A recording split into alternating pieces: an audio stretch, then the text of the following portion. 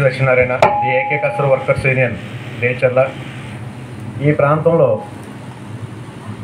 వ్యవసాయ కూలీలు తక్కువగా ఉంటారు, ఎందుకంటే ఇక్కడ అంతా కూడా వర్షాధార పంటలే ఉంటాయి.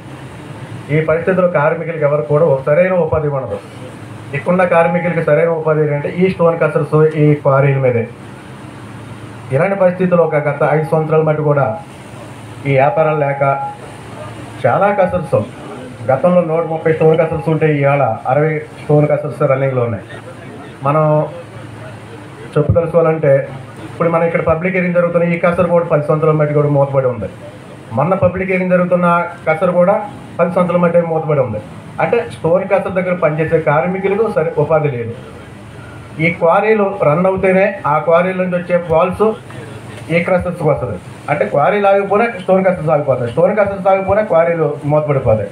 ఈ పరిస్థితుల్లో కొత్తగా వచ్చిన క్వారీలు రావడం ఈ కార్మికులకు ఉపాధి కలుగుతుంది. కాబట్టి ది వరలక్ష్మి మెటల్ గ్రానైట్ వారికి అనుమతులు ఇవ్వడానికి ఏ ఒక్క అభ్యంతరం లేవనేసి సమన్వయంగా తెలియజేస్తున్నాం.